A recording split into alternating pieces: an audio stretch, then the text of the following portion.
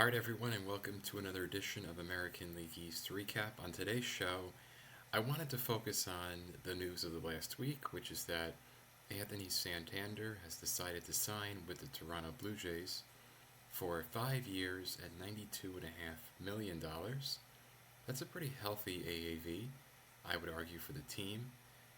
For the player, if the option is picked up for the sixth year, it's possible that the deal could approach $110 million in total guarantees. But it's a big steal for the Blue Jays.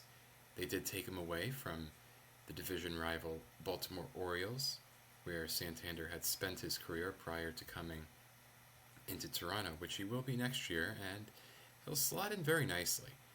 I think defensively, there are questions about his fit. He is not a great defensive player, and there are still questions about whether the Blue Jays will make a further upgrade in the lineup.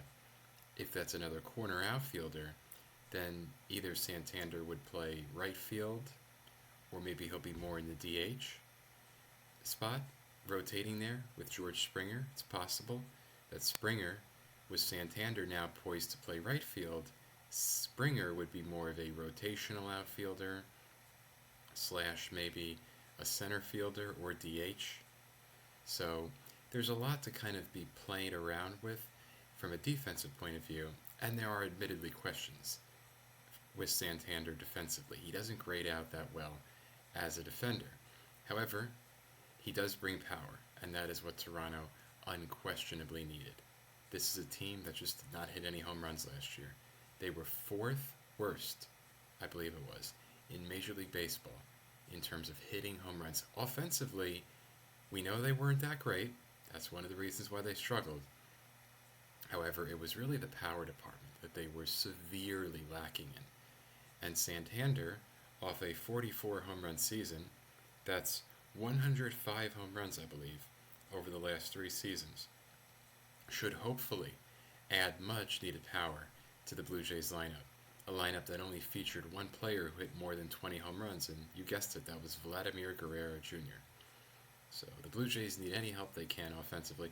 The power just helps in so many ways, because if the Blue Jays get guys on base in front of someone like a Santander, then his ability to hit a home run means you score not just one run, but 2, 3, or maybe even 4 runs in a grand slam. So it just improves offense in so many different ways. It can really be beneficial, and I think that's clearly what the Blue Jays were aiming for here. Just need to get that power bat, and they could still get another bat. The rumors right now are pretty hot and heavy surrounding and regarding Pete Alonso. Again, he would fit in, I think, for this club, especially if it's on a short-term deal.